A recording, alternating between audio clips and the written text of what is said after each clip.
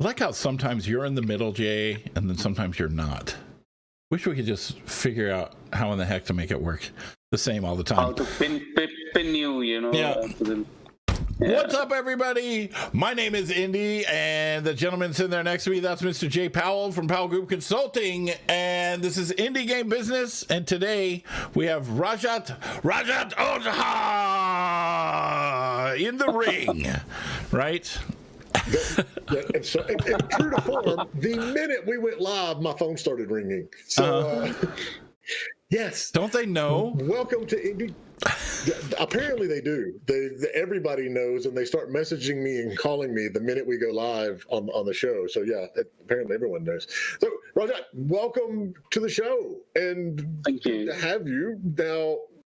Tell everyone who you are, and walk us through, because we got a lot of good things we're going to talk about today. But walk us through how you originally got into the industry and your career up to this point. Awesome. Sure. It's an interesting story. So hello everyone, who is watching. Thanks, Jay, for having me, and congratulations for starting Game Dev Career Day. Big deal. So we'll talk about it. So this is Rajat Ojha.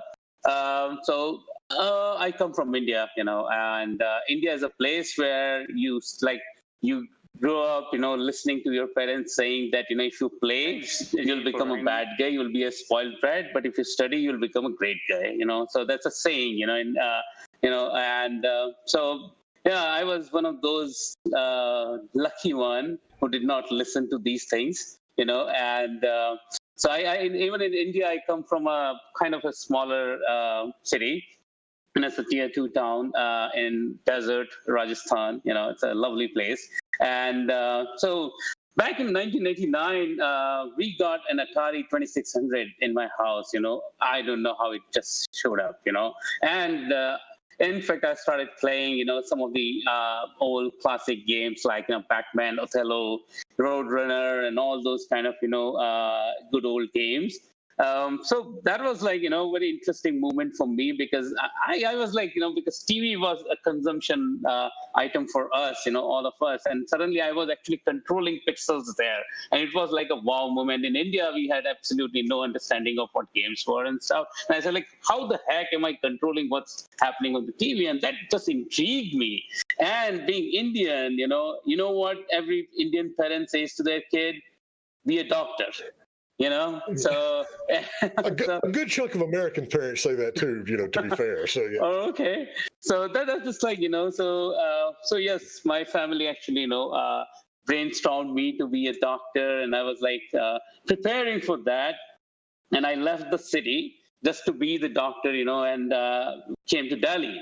And Delhi, I figured out that, I can probably learn how to make games and engineering and stuff.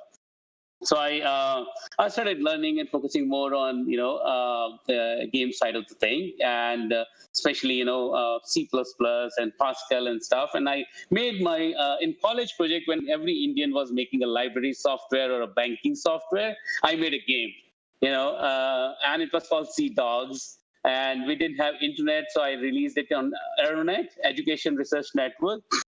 And I got amazing feedback from the community and all those things and stuff.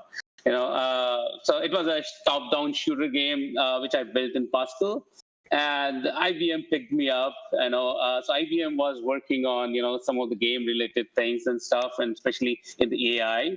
So my first job was with IBM, but focusing more on the games and media side, and especially AI. I worked there, then I joined Toshiba. When Toshiba was working on the initial days of Wi-Fi, and they had a layer called ImmediaNet layer, right? So, and I was in US and largely in the Bay Area, and so I was working on this ImmediaNet thing, which was actually a multiplayer architecture. So you remember those Toshiba Pocket PCs, which used to come, back in those days. So we created the library you could actually play from Pocket PC against the people using the laptop. So it was a cross-platform, early days of cross-platform, this thing. And I built like several games on that platform back in those days, which were like, pre-installed on Toshiba devices and stuff. And then I joined another company called Sajusav, which is a Belgian company. Worked with Entity Docomo to deploy all the casino games and the blackjack and all those kind of things. Slot machine. One of the slot machine game is still alive, which is amazing to see. It's called Tanzu. And that had an amazing payment system. You had to call a number and keep the phone on and keep on playing. So yeah. So you're whatever time you have on the phone, the money actually gets from there, which is amazing. Concept. This is something I did in Belgium. And then I joined a simulation company called Zen Technologies, which was just a badass company, and I loved working there.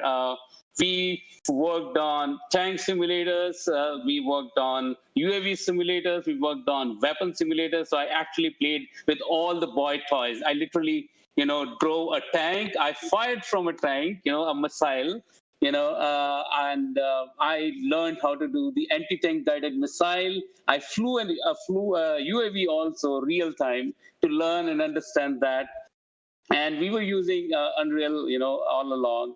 And then finally, just to chase my dream, we started working on a PlayStation game, and I released India's first PlayStation game, PS3. It was the first PS3 game, and built the team around it. Sony Europe was, really, really good. They literally came to India, sat with the team, got the game done, and, despite of being the first game from India, that game reached the top 10 driving games chart, on PlayStation Network, which was commendable, from my team largely, because we created the team from ground up. And so that actually gave us, the new success. And then we kept on releasing games. So I started my own company because and the previous company's focus was more on the simulation side, and the game money was not enough. So, and how it goes, right? So, I started. The game money is never enough. That's never enough, right? Today. Yeah, that's. So exactly, So that's how I floated my own studio and. Been fairly successful, and so it was initially the Awesome Game Studio, because we thought we were awesome, so, and we did some of the games like Alpha Man, which was a breakout hit for us because it was Pac-Man with alphabets and all that, and you can never go wrong with Pac-Man, So I thought probably there'll be some wrath coming my way, when I'm actually playing around with Pac-Man. But, I got super feedback from the industry, from the community people, mama bloggers and everybody. They loved it. One of the game we did, Wobble Bobble, which was a drinking game kind of. It was just very simple thing. You have a ball in the center of the mobile, and you need to keep it in the center. And you need it. So that was actually selected for the Casual Connect thing. And so we presented that in Germany and got amazing feedback. Then just to keep afloat, kept on working on some of the games. One of the games did 19 million downloads, again pretty big. And when slowly we got into the virtual reality and theme park business, and that's when we thought the Awesome Game Studio is a pretty game studio name. And but we were actually doing a lot of electronics all over again, integrating all the VR system with electronics and everything. And the transition happened. We became Gametronics, and we are pretty much, one of the largest virtual reality development and theme park, company. And at the same time, we keep doing a lot of other games also. And one of the game which we did last year was actually presented by Google in their Google I/O flagship conference. And we were the only third-party game which was actually showcased over there, which was talking about the Canvas system of their the Google Home devices and stuff like that. So yeah, that's been quite a journey. 25 years now. I'm celebrating 25 years in the game industry now this year. Congratulations. So, that means you are officially even crazier than I am. So that's. I totally agree. Everybody always says, it's like, if you're in the industry 5 years, you're a veteran. And I'm like, so what if you're in the industry for 20 years? What is that? make you an idiot, but And 25 years is you're mad. Genuinely, you're mad. So exactly. And so, I do have a very important announcement. I just noticed that my wife is watching the show, so now we have to act like this is professional and we're not having fun the whole time we do it. Okay. So Quick, hide the whiskey. So, Hide the whiskey. Yeah. The whiskey's actually over there, so we're good. It's fantastic in how you get into all of this stuff. And it's funny that you mentioned Pascal, because when I was growing up, I coded and programmed and did all of this stuff up until I got to college. And the first programming, and this was in the mid to late 90s, the first programming class I had in college was Pascal. And at that point, no one was using Pascal for anything anymore. Right. And it was like, okay, this is just not for me. That and the fact that it required math. And I programmed something in machine language one time. I did. You could have made a ton of money on machine language. I was like in 7th grade. It was on a Commodore 64. When the PS2 came out, they had, for some reason, or was it assembly? It was one of these like archaic languages that's what they had programmed the thing in. And so, people that were in their 40s and 50s at the time were getting ridiculous job offers because they're the only ones that knew how to use it anymore. But that's the way it was with Pascal. It was like my final project, I couldn't even get the ball to bounce around the room properly. So I decided that was probably the end of my coding career. It was. I coded till 2005. Pretty much. A long time, 10 years I coded. So. I see. I needed to find you back then. That was my mistake. It's like I need to find people who are actually using this.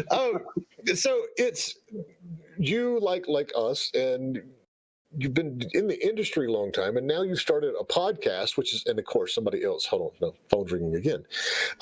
You started a podcast, and that's where I saw you the other week talking to our friend Justin about being positive. Right. In the industry.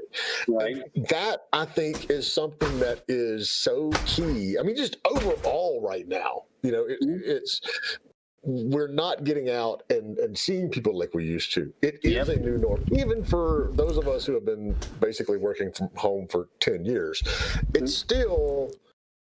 You don't get the social interaction. And hey, I'm gonna break in on you real quick because we got a comment from LinkedIn, right? Hello, I have a black vision on my screen. Is a problem with broadcasting? Yes, we are going to LinkedIn, but it's just a black screen for some reason. You can check it out on mixer.com/indiegamebusiness or twitch.tv/indiegamebusiness, or on you search Indie Game Business and there'll be like a YouTube channel, everything. And so, sorry, I didn't want to break in the middle of that thought, but he asked that 5 minutes ago. Perfectly fine. We're still trying to figure out what it is as well. The stream goes perfectly fine through Restream to every platform except LinkedIn. So you can hear us, but you can't really see us. It is important now to stay positive and to realize that, one, you're not the only one dealing with this, which is what makes this situation even more unique. Is I sit down and you're in Hyderabad, and you're in the same situation that I am in North Carolina, and Indy is over in Oregon, and everybody is around the world because we're basically all blocked in at the moment. So, and you know what? It's not that bad. I mean, would you rather be at home with all your stuff and some food and the air conditioning, or would you rather get up early in the morning and then struggle to freaking drive through traffic and go to work and then be at work all day and be like, man, I wish I was home, and then you have to freaking drive through traffic and then you get home late, and I mean, in a way, it's kind of better. You know what I mean? I get it, but you gotta talk to some of the guys who actually keep on flying to meet people like me, and I just love meeting people, love going around meeting, tons of indies all the time, sharing knowledge and stuff. Again, so that's what I appreciate what you're saying, and that's one of the reasons I started this, the podcast, because I want the world to hear the same positive things sitting at the luxury of their own homes, And I think that's one of the things which will change. So yeah, Jay, you were saying something, so I'll probably come to this again. So I don't remember what I was saying. It's all good. Yeah, carry on. okay. This is normal for us. I don't remember what I was saying. Yeah. So okay. So the thing is that yes. So I travel all the time, and that's something I love. I meet people all around the globe, and especially in the energy. So the energy I have, I actually fetch it from these guys, and that's something what I had been doing, and that's one of the reason I actually started the IGDA chapter in my city also, because I wanted to be around these youngsters, these indies, who are trying to change things and stuff, not bogged down by the whole AAA thing and stuff like that. And so this is something what I was missing, and then I keep talking to Justin. Wait, did I die or did y'all die? I must have died. Wait, are we back? Yeah, it seems like it's taking me audio output. Okay. Indy, are you there? I'm here. Yep. Oh, you're here. Okay. Okay. I didn't know if we dropped or yeah. All right. So yeah, we're back. Okay. Yeah. So the thing is that So I thought let's just keep being positive.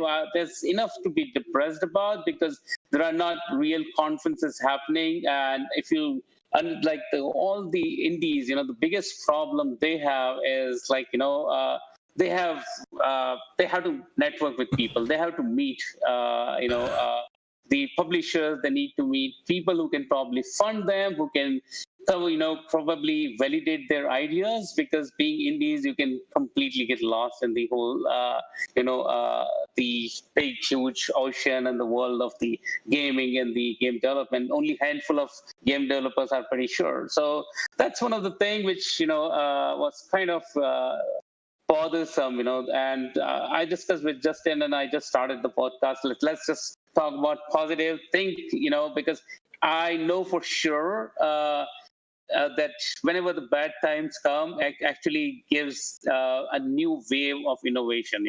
It happened during the World War. It happened, World War II again, and I'm pretty sure this is nothing less than a war, what we are going through right now. And it will definitely create new wave of things, and that's what we are actually seeing all around us. Like I started podcasts, but some of the physical shows which were really big, like the GameSpeed, GDC, and all of these now are moving to online.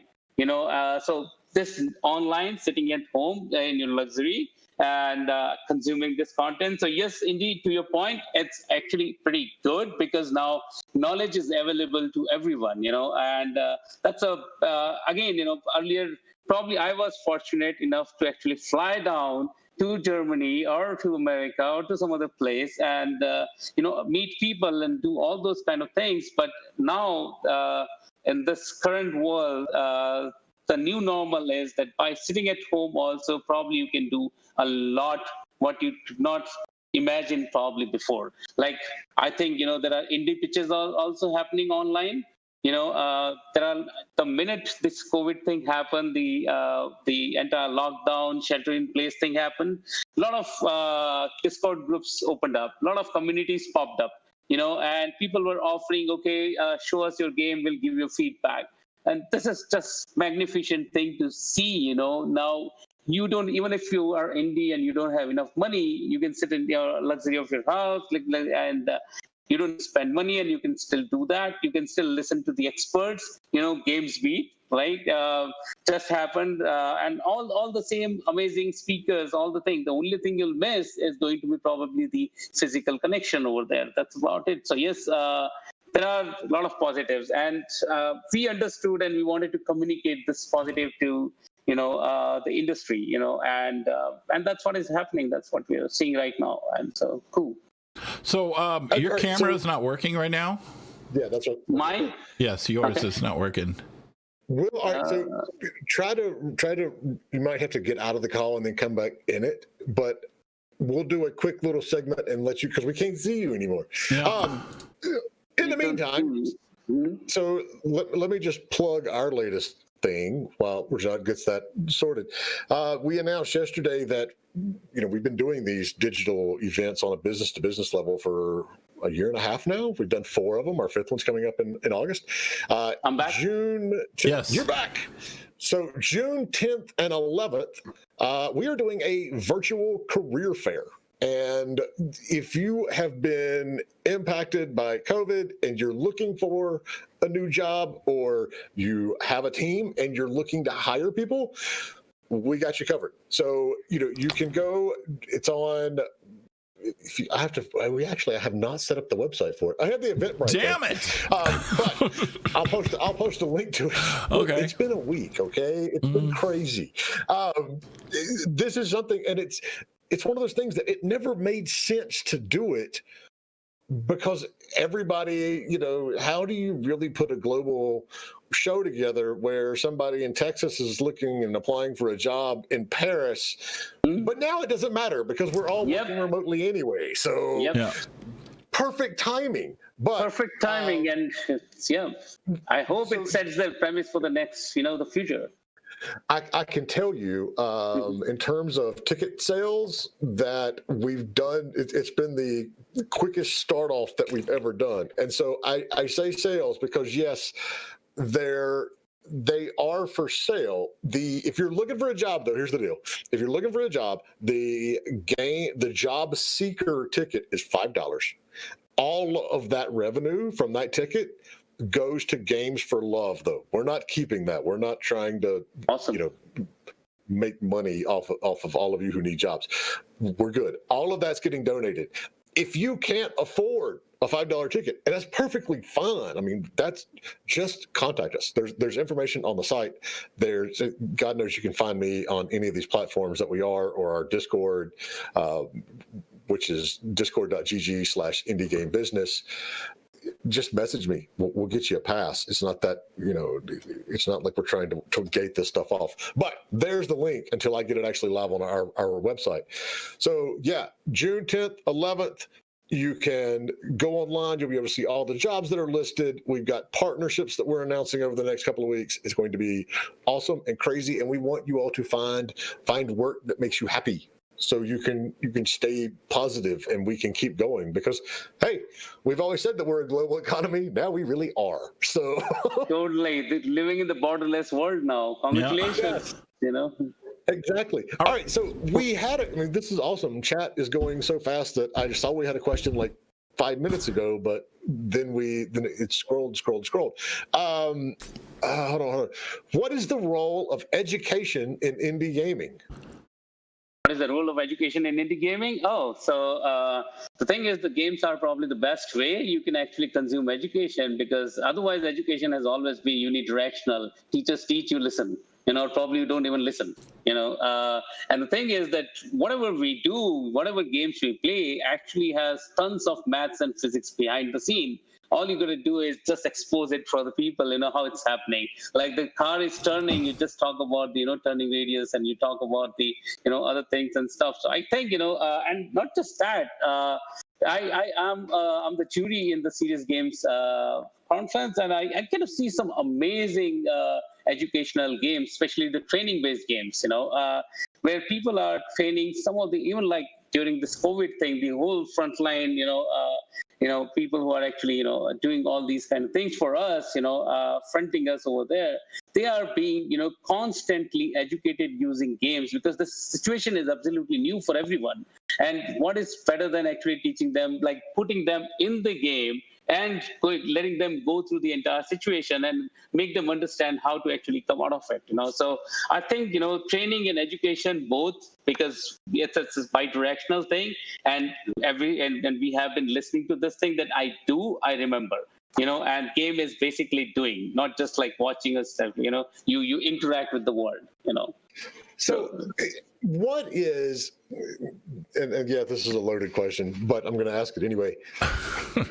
Like you said, and we were all kids. It's not just India, it's everybody. Your parents are like, you need to be a doctor, you need to be a lawyer, you need to be, whatever this thing is that makes us a ton of money. And nowadays we know, and you're going to be saddled with, hundreds of thousands of dollars in education debt. But what is the path to being a indie developer or a developer at all in India? Because the thing that I learned this week is that we have over 550 colleges in the US who have some sort of game curriculum. And I'm not even going to give my opinion of what most of those are, but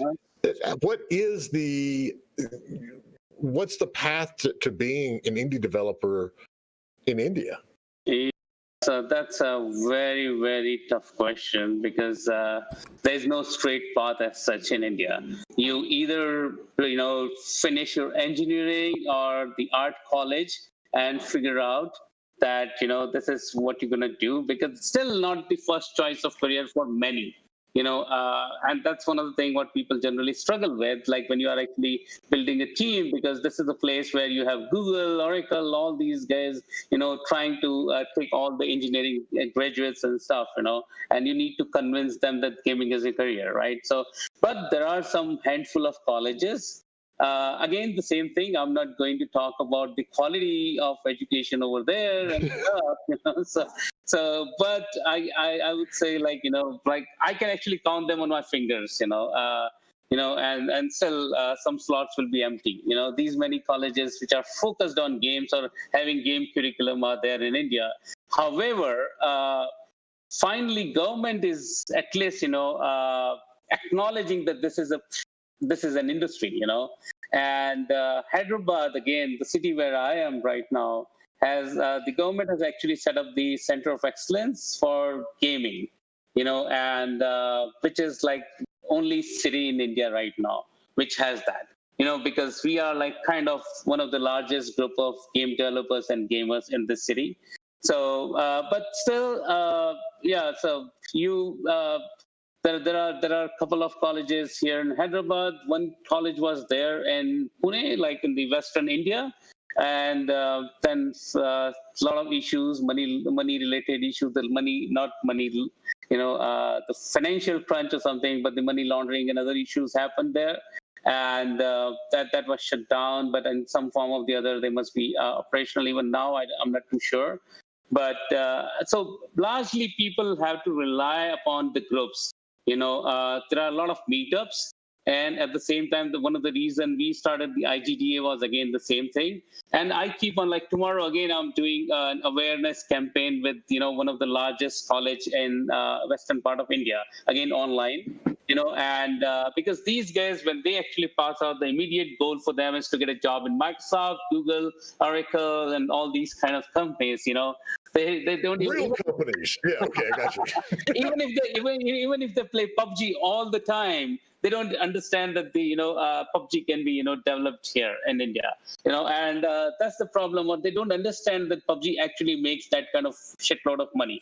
Right, so this is strange. It's irony, but this is what happened. And so my awareness usually is always around convincing graduates and people that this is an industry where you can actually have fun and make money. Have fun is I'm trying to sell them, yes, but yes, and it's a good career, and I keep saying that it's a recession-proof industry, but we all know, the realities of the business, which is kind of, different. But yeah, so nothing straightforward. Some bunch of passionate people come out. They want to change. There are some amazing games done here in India. I don't know if you actually looked at those or not, but yeah, I did. I had a lot of meetings with teams when I was in India, because they put me in the developer publisher pitch room and basically fed me teams for 3 days, and it was awesome. Right. It was there is a lot of talent, and absolutely there is. But it's one of those things like everywhere else; it has to be nurtured. Yeah, exactly. Yeah, there is an aspect of you. How do I put this lightly? One of my favorite quotes is from, I believe, Kevin Smith. And he says, it costs nothing to encourage an artist. Right. And so I do agree. But then there's also the side of me that says, if that artist wants to make money from their art, you need to at least give them a little bit of bluntness and say that. And so I think, and that's what I did to some of the teams that I saw. It's like, look, I get where you're going with this, but you need to understand the reality of the market. Absolutely. And it's a fine line to walk, but there are several teams that I met when I was in Hyderabad that I am still talking to and still having discussions with, because they are. I mean, there's a ton of potential and a ton of talent. It just needs a good way to get out.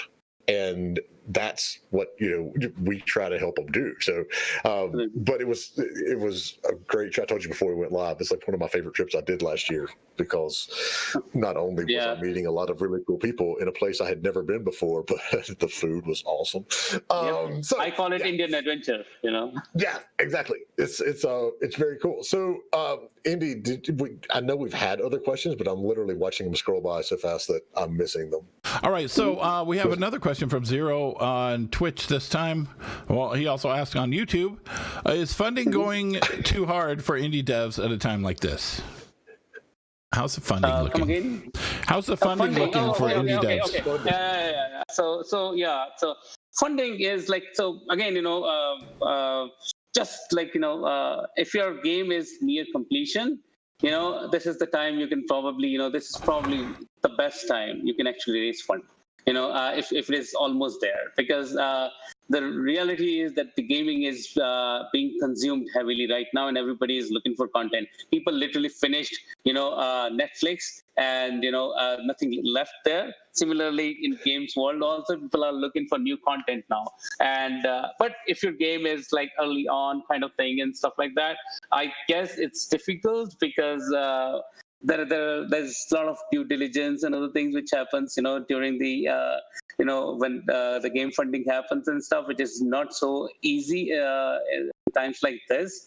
But I think, but it's a great time. You can actually start warming up the investors and people who are going to fund. You can start showcasing them, and everybody has time. Everybody is sitting at home. Everybody can, look at your stuff. And in game industry, people are approachable. You can seek feedback. You can actually start your Discord and stuff, collect feedback, improvise on your game, get it ready. When the world, comes to this, your comes back to the previous normal, then probably you'll be ready with something much more robust, much more fine-tuned and refined to be pitched and stuff like that. So work on your pitch, work on this thing, but don't expect funding to happen if it is in an early stage kind of thing.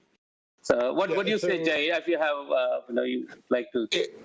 It is a really, and I agree, it's a really, really good time to get funding if you have something to show. That's the one thing that you have to, you have to know from the get-go. If you don't have a playable demo of your game, there's no point in, talking to the publishers or to investors, unless it's like you have a team of all-stars that are walking off major successes in games, and you're putting something together. But even then, it's not easy to get funding. Right. But if you have something to show, there is a ton of money in the market right now, because we're seeing publishers who are getting record revenues coming in. Oh, yes, absolutely. They know as well as we do that you have to keep that pipeline moving with new games and new content. And you've got consumers who are going through stuff, as fast as they can. I'm proud to say I actually finally finished XCOM 2 last night. But there's so much stuff going on, money coming into the industry, that it is easier than it has been in a very long time to get funding, but you have to be in the right place. Like the content is finally, getting the dues, So one of the things what Justin also told, on my show, was that a lot of money is being pulled back from the market. And one of the most attractive thing to do is definitely, it's gaming. If you have some content, if you think that it's going to go out in the market, this is the time, that money is available. So definitely there's a surplus of money which is available. All you have to do is having something really really solid to show and quickly grab that money during this time and make it available. We have seen tremendous growth, like even we released the game last year and stopped marketing that, and like suddenly I saw during this lockdown time, and I had like 51% growth of that game, which was pretty much like, so people are literally digging for new content which is available there. So there's definitely if you have something really going your way, it's definitely the sign. The other thing to keep in mind is, and this goes to like the little meta layer of game and development publishing. You have to realize that a lot of these mid-tier to big size companies are seeing projects slip right now. It's this irony we have in the industry. That's a good point. Yeah. I mean, so a lot of these games that were slated to come out Q3, Q4 are now coming out Q1, Q2. This is the irony that I love. For so many years, indies were almost, I'm not saying almost, they were handicapped because the big game releases were yeah, and the mindset was, well, they're not going to be able to do as good a game because they're not all in one office together. Right. And, Nintendo has famously always had these terms where you can't get a dev kit unless you have like a real office with a lockable door that's so and so. But now what we're seeing is the indie teams and the mid-sized teams who are very fluid and used to adapting, and most of them are already working remotely. They're fine. Their projects are on schedule. There's not anything.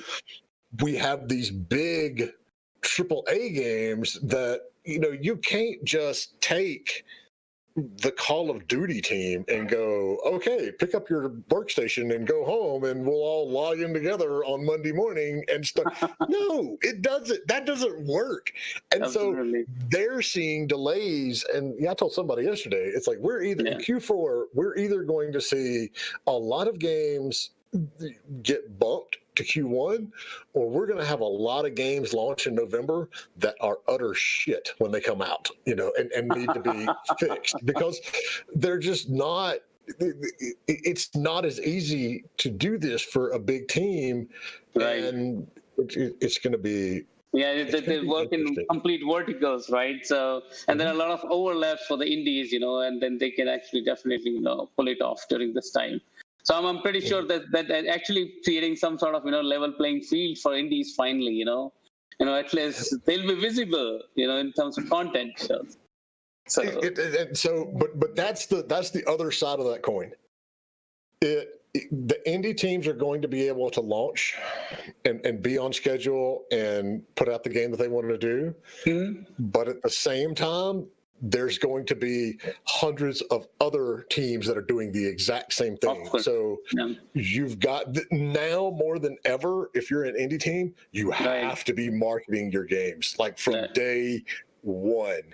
Build that community. I was on a call this morning between one of our clients and a publisher, and one of the first questions they asked, how big is your community? How big is your Discord server? How many wish lists do you have on Steam? That is absolutely key. Yeah, that's the key. Yeah, that's true.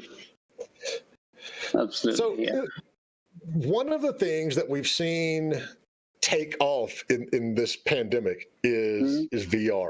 And you have done a lot of stuff in VR over the years. Right. You're in that case where you're sitting back there. It's kind of like us with the digital events. We've been doing digital events for a year and a half. Right. And now everybody's going, oh, we should do digital events. And I'm like, oh, shit, that's what we've been doing for. You're the veteran of that.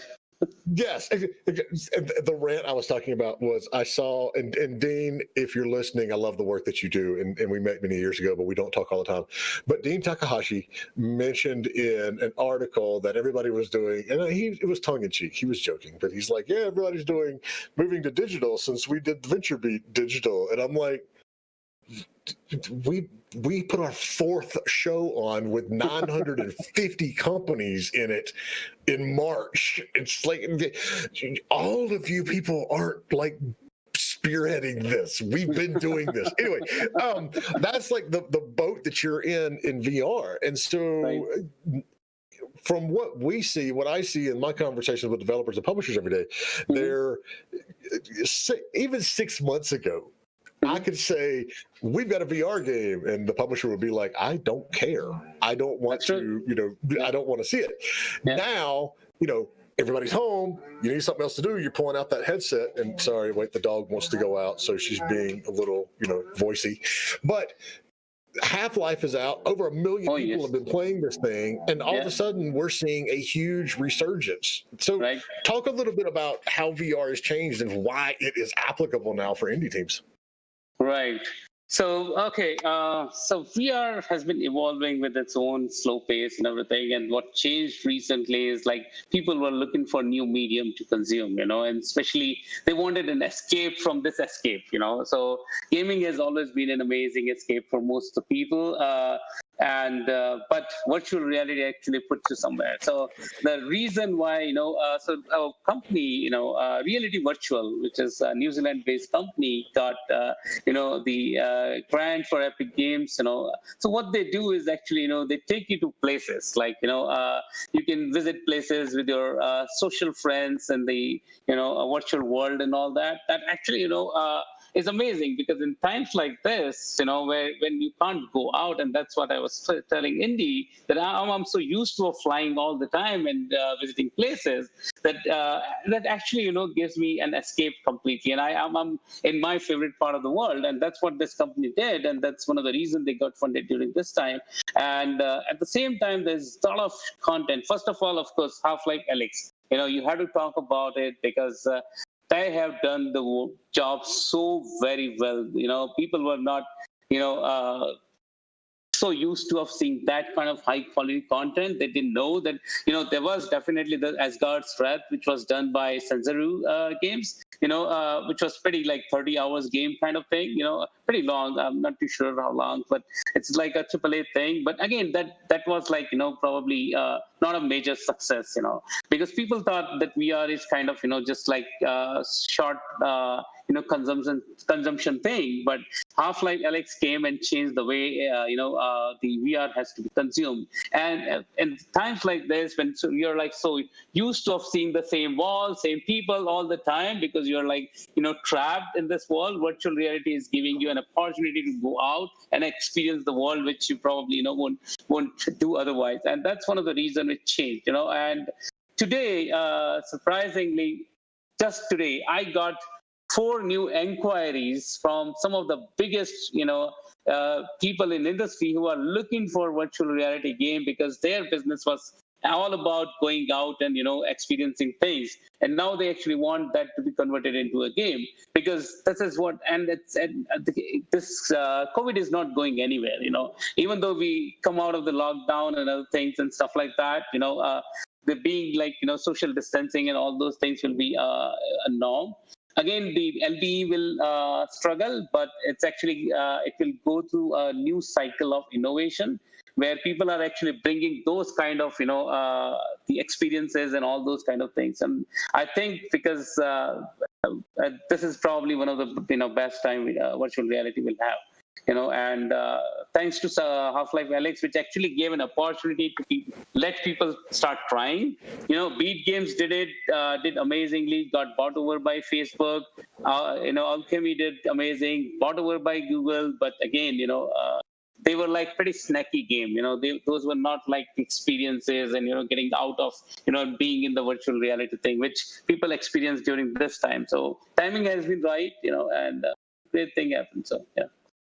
Yeah, Half-Life Alyx made me cry, but it wasn't like for the reason most people would think. It was when one of those head crabs jumped at me, and I was absolutely cursing and jumping around my entire office trying to get it off my face. Right. But it is, and I'm seeing publishers who normally wouldn't even look at VR. And I end up asking, like, almost like, do you want VR stuff? And they're like, yeah, we're looking at it right now. We're looking at anything. And it goes to, what we talk about when we do our talks on how to find a publisher.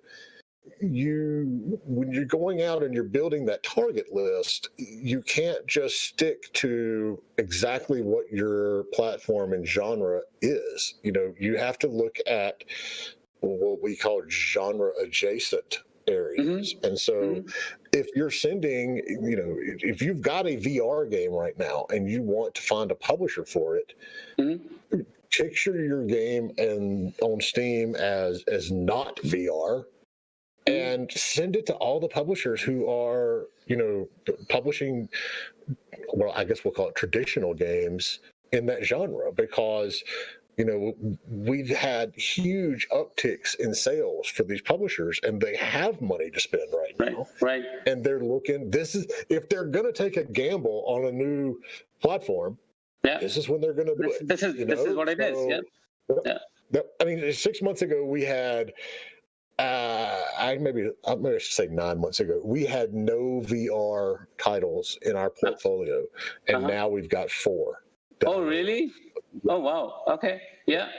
Because it's something that people are asking for now. And so we're going out and saying, well, here's a slate of VR games that we've got coming up from clients. So, people actually, again, you have to blame slightly on the content also, so I call it hello movement, right?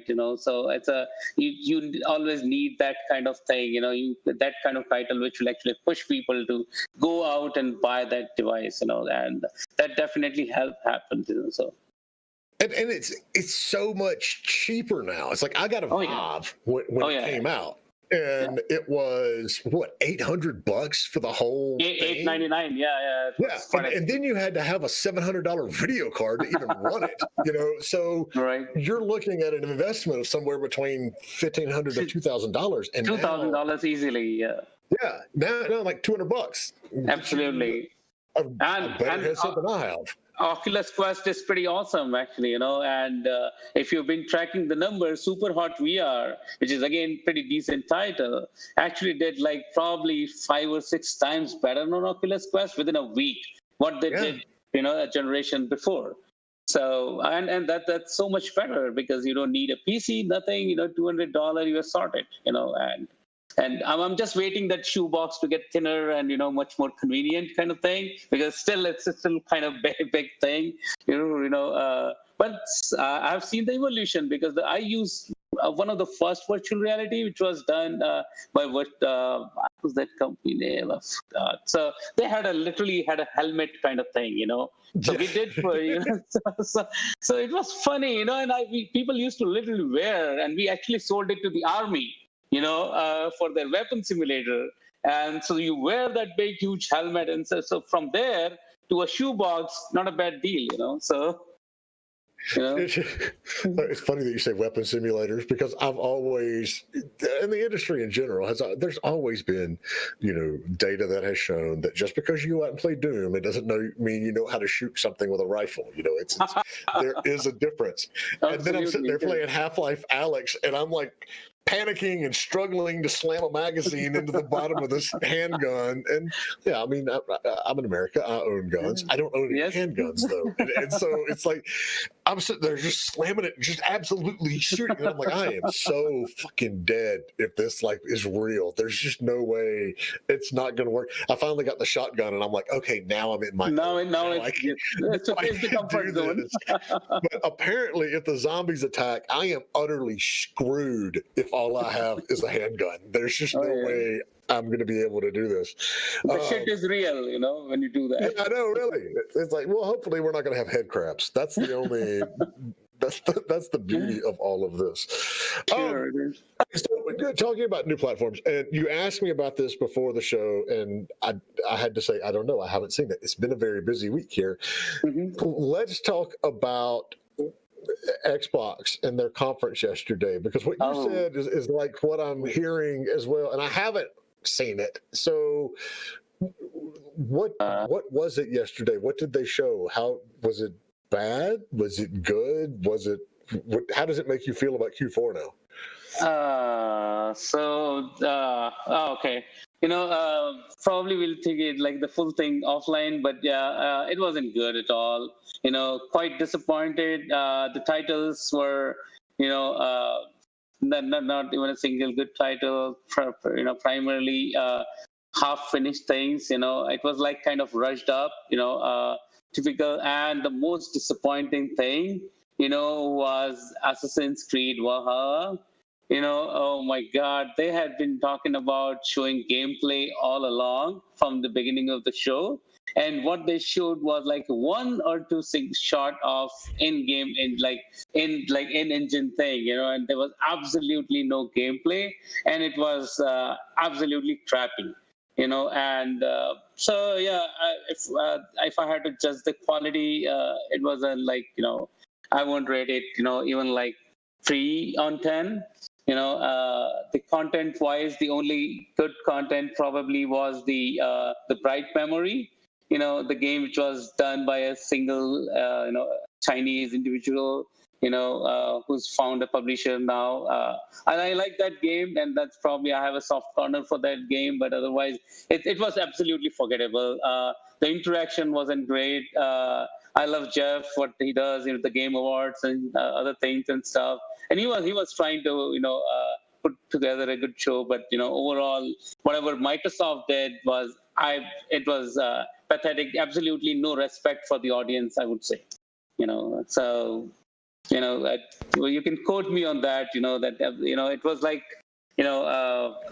the biggest thing is that when you're actually putting together for your audience, there has to be some value. There has to be something what they are looking for.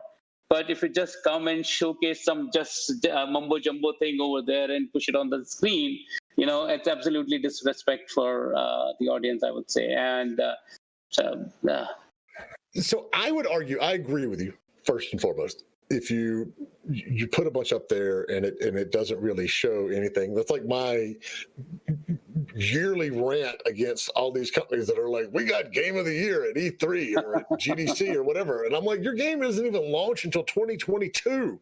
How the hell did you get like Game of the Year now? Yeah, you have a video. That's what you have. I hear what you're saying.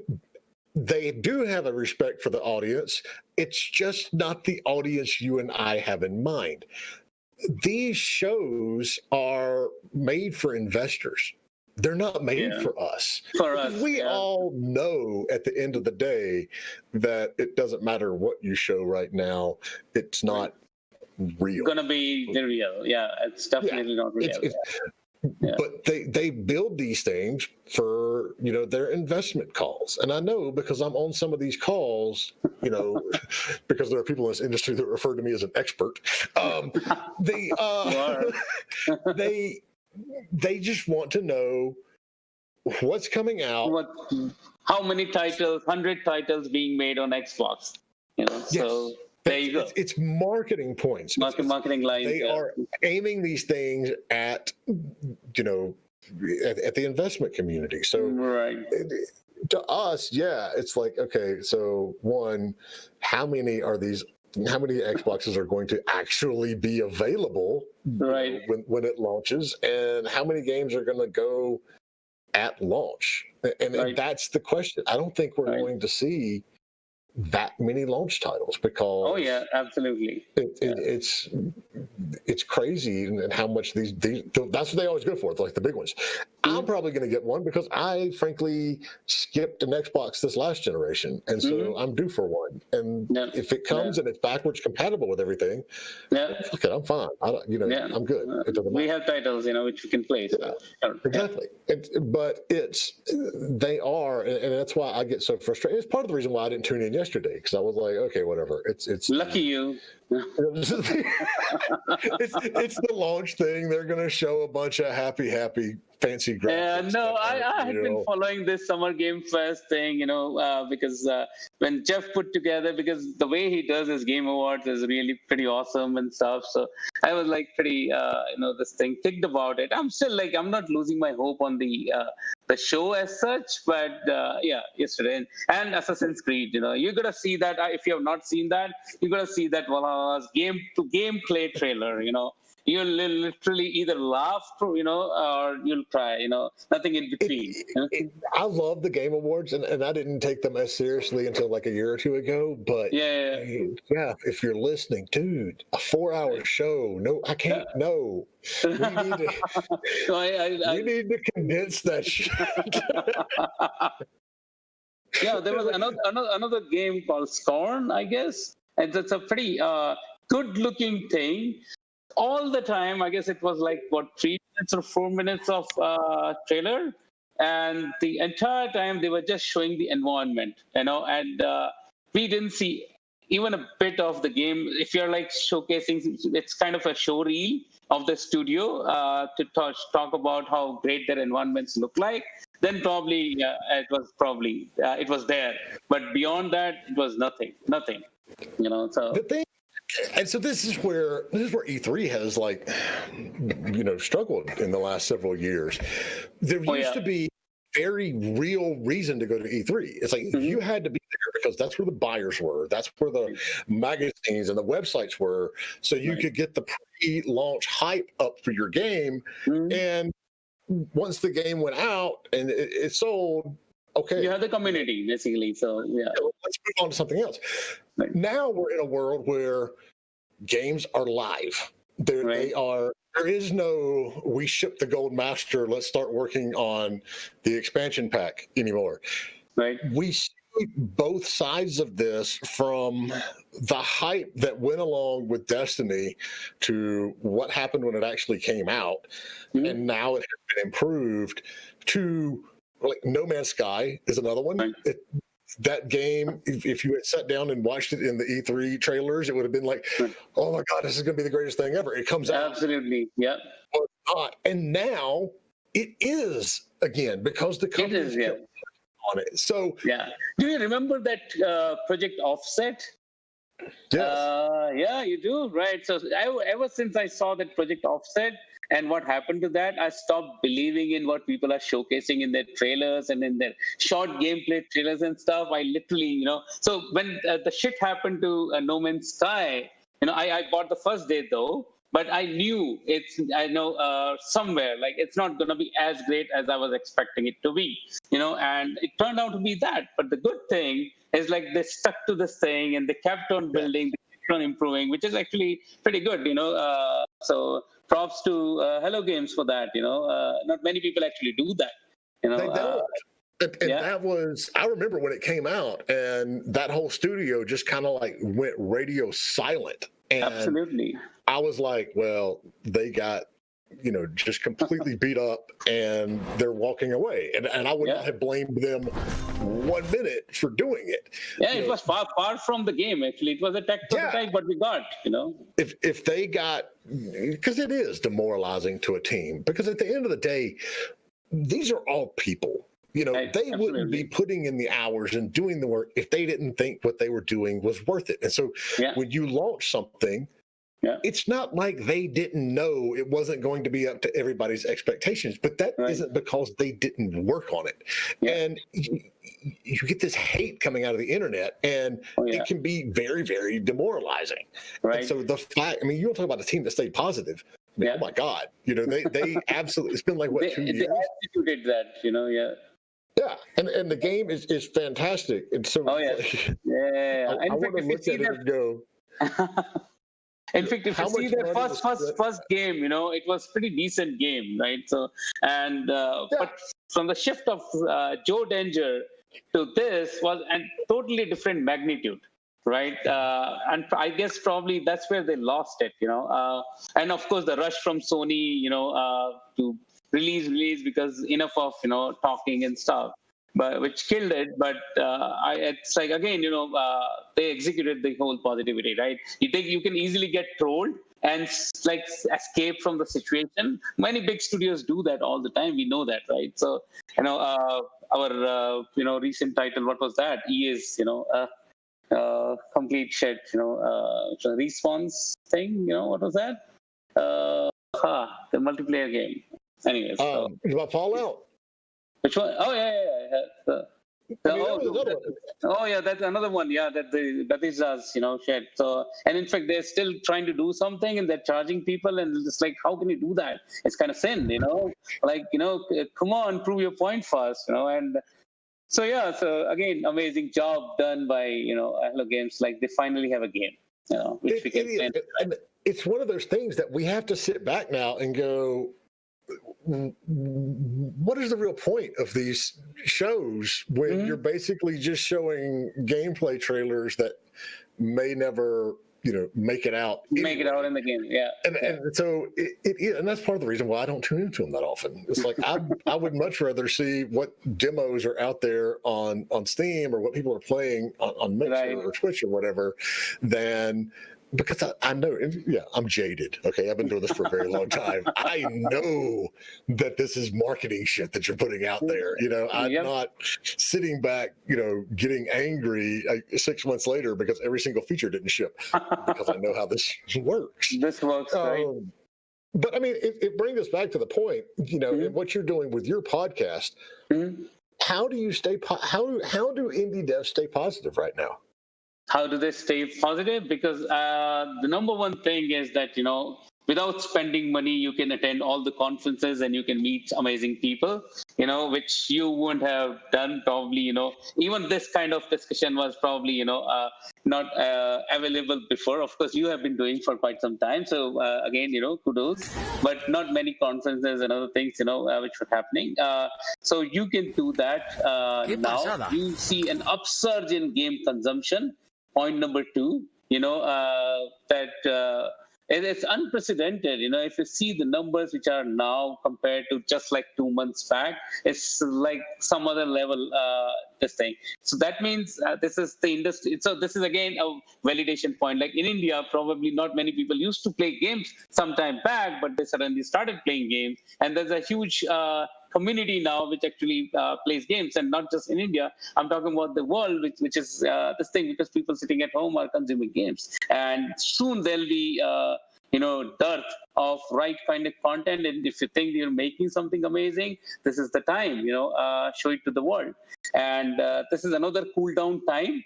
So because when you are actually building something, you're firefighting the situation all the time, constantly. But this is kind of cool down. You can sit and probably deliberate more on the features. You can discuss more with the teams and stuff like that, and at the same time, some of the largest conferences and all those things are absolutely available to you. The career option is available to you now online, which was not there probably. So you attend the Game Dev Career Day, and probably what's happening around us. And the pitching, which is again was a very personal thing before, game pitches and other things are being done online. So there are so many things you can be positive about, and I would say it's great for gamers, because we are always kind of those kind of guys who actually hide behind the desk and work, right? So we always like that kind of thing. It's just that we are not going out and meeting people, but that's just one part of the thing. Overall, I think it's from the validation point of view to the consumption point of view to the the fixing the game and working on the big long plan around the game. I think this is the golden opportunity, and this is the best time we can do that. And suddenly so many, like I have been very business focused guy, right? Mind your own shit kind of guy, all along my life. So I've been building my own theme parks. I've been building my own games and stuff like that. Who cares, kind of attitude. But when this happened, we started a channel where we are talking about positivity, when we are talking about events, when we are talking about finding absolute positive. So a lot of people are coming out. I'm just one of them, but there are so many other people who are actually coming out and actually talking about some amazing things and being open to. In fact, some of the thing which happened again, this Kate and these guys, they started something fund. And I think they got around $17,000 like within a day or so. Let me just pull it up and just so we know what's the name of that. What is that? Yeah. So this is stay in the game. 17,787 raised. Again, this is like again very positive side of indie gaming, and how people are actually contributing to the overall good for the this thing. In fact, Rami Smile started GDC relief fund and raised around 81,000. It shows that we are the community, and we all are together, like in this, and fighting one big boss, Corona here and stuff. So this actually brings from, I would say, it's a pretty level playing field, creating, it's the real meaning of borderless world, which we, figured out during this time. And we should appreciate. I don't want, again, there's a lot of things happening outside, people dying and all those kind of things. But if you have to find positive, the biggest positive is that finally we figured out that it's actually a borderless world, and knowledge is available to all, and it's all going to be online. It should go and remain online, for other people to consume, and everybody to consume. So more we talk, more we discuss these kind of things, more people get aware about this industry, even in the third world countries and all those places and stuff, which will, and I think, this is one big learning, and you should appreciate that you are actually creating an escape. You are creating a world for people to go out to in your games and through your games. So be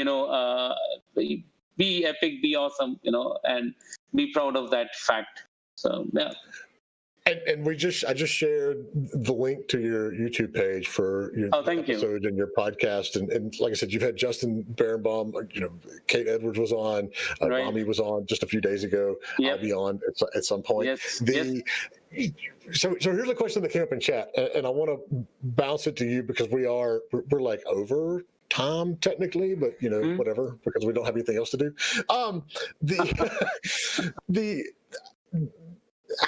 Everyone says, and I'm guilty of this myself, the question is, all the marketing people say, you need to be building that community from day one. Mm-hmm. That is, we know you need to make a great game. Mm-hmm. We know we need to understand the target market. He knows you need to make great, engaging content. But he says, what can I do today to bring even new fans into my social media accounts? What you have to do, start showcasing your stuff. Take honest feedback. So the first thing is that, be absolutely shameless, when you are showcasing your stuff, and start inviting people, start calling them. And that's what I did with my YouTube also. Like I went to all the people, in the community. I just asked them that this is something what I'm doing, please come over, like absolutely shamelessly, because I've never done Adobe Premiere before. And this was my first time. I was literally sitting on Premiere and editing my videos and putting certain content and stuff. And I was like, okay, let me just put it across. So the same thing you do when you're doing games, from the first basic thing you do, you start, posting it online, use Discord, use Facebook, use Instagram. Instagram is pretty visual, so why not, and start inviting people who are in the communities. There are like on Facebook, there are like more than 100 groups, and, this thing where people actually, and they will literally troll you for, several things. Don't worry about that. We troll EAs also, and Ubisoft also, and all those guys. So don't even bother about those trolls. Just take that constructively, just like we talked about, Hello Games, how they took it positively and changed the entire thing. So don't get too bogged down, but and invite people to your page, invite people to your Discord server or whatever you're hosting. Whenever you have something playable, play it on Twitch, invite people again to give feedback and stuff. Start building communities. I guess it's easier than before, because people have done a lot of homework already for you guys. Like there are like 127,000 people in, I think, indie game developer Facebook group.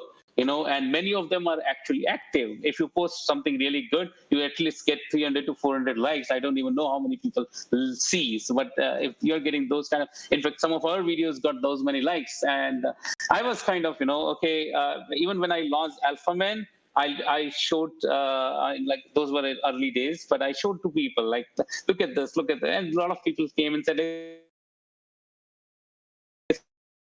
oh, we lost him again. Oh, we lost him. Well, All right, we'll give him a second to come back. Okay, it's still there. yeah, you might want to refresh your camera again. You might want to bounce out and then come back. Yeah, I don't know why. There we go. Yeah, I'm back. Yeah, so it just disconnects this. So yeah, and then that's how you building a community. I'm not very good at that. I haven't reached that stage where I can probably suggest, but I've seen people doing amazing job with community.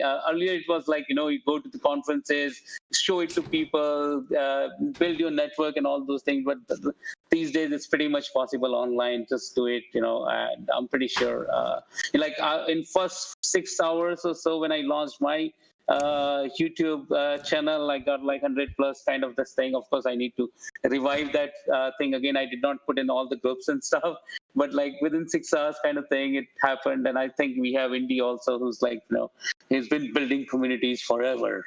So yeah, that's how you do it. I think being shameless and about getting constructive feedback from people is the key. A lot of people don't think that it's a right time to show, kind of thing. Don't wait for the perfect thing to show. I'll comment on it too.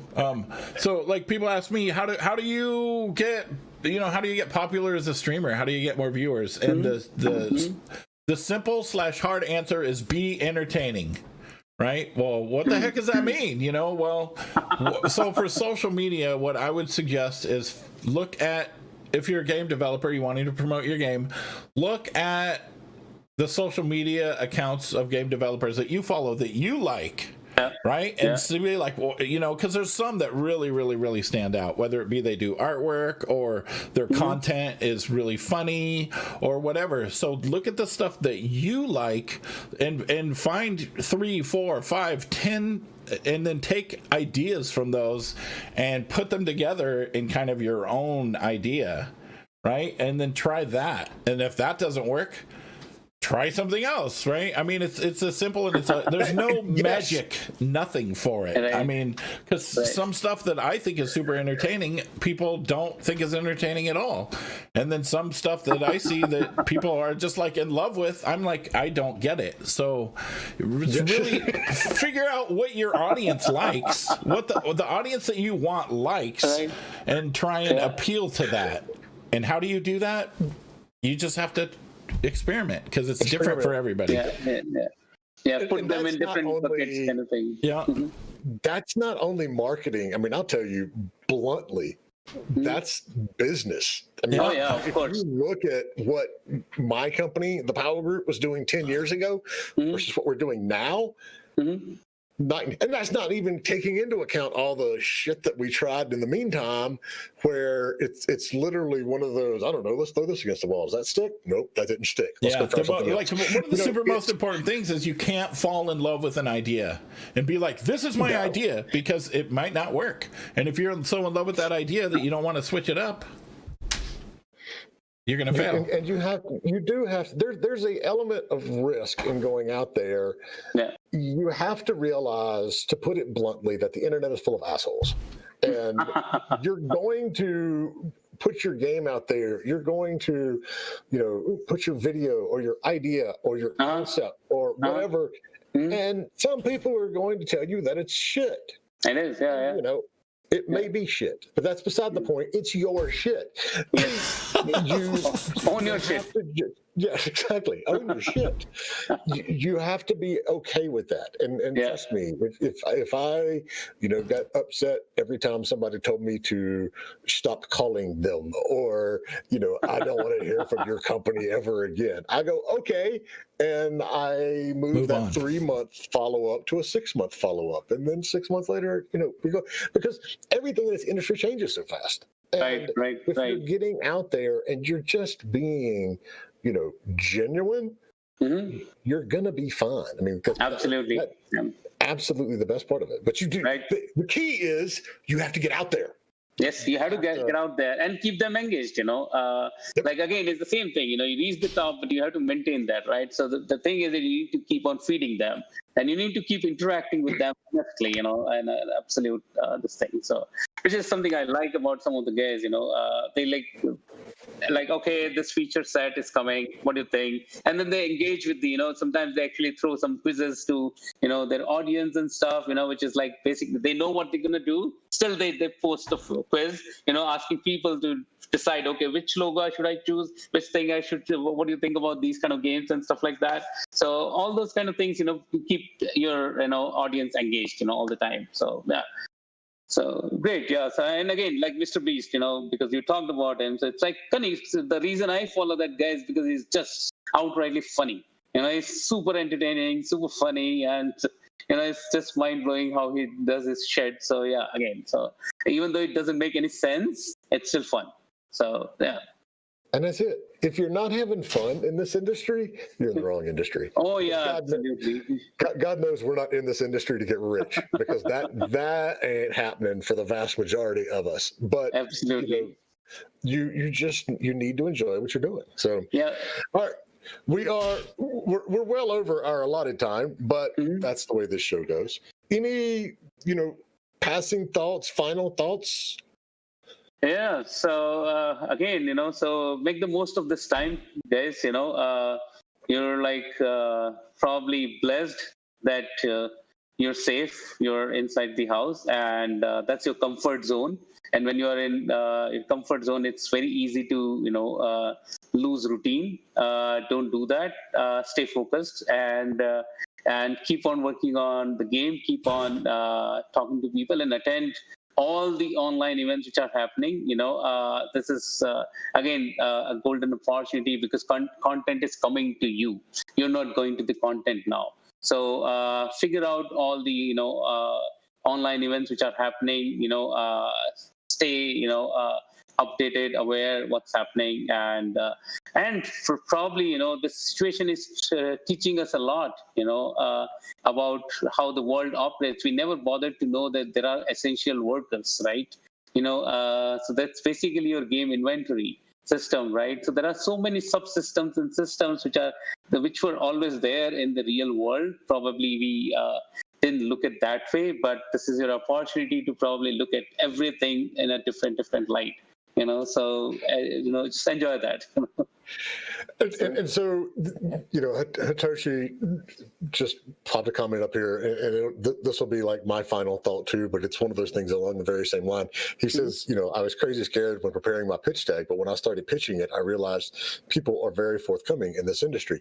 So along the same lines, if you think about when you're going out and you're looking for a job, you sometimes end up taking job interviews that they're not jobs you want in the first place, but everybody's like, well, take the interview because it's good practice. That is absolutely key right now, because you used to, you would spend all this money, you go to San Francisco in March, you've dropped 5-10 grand, you're going to have 10, 15, 20 meetings. And if you screw up your pitch, you're done. Bad. You're done. Very bad. Because your next opportunity isn't going to come until E3 in June. Absolutely. Or Gamescom in August. Right. Now you go, and I'll pull up while I'm talking about this. I'll pull up the link. We are tracking all the different online conferences that are popping up now, not just our own. There are 20-some conferences that are happening in the next 2 or 3 months. Wow. And the thing is, we did the math on this, you can literally go to all of them for the cost, actually less than the cost that you would have spent just at GDC. These are awesome opportunities and times for you to practice. Absolutely. If you go and you talk to somebody and it doesn't go the way you want it to, one, you can always go back to those people later. The number of times that I've been told, never show me this game ever again, I can count on one hand in 20 years. You can always go back to them later, but it's good practice for that next show. And that next show is now a whole hell of a lot sooner than it used to be. So Absolutely, and that goes for the funding also. You can warm up, you can warm up all the investors and all those guys. This is the time, this is the moment you can do that, without the fear of losing, because when the whole decision will be taken, it's going to be physical and all those things.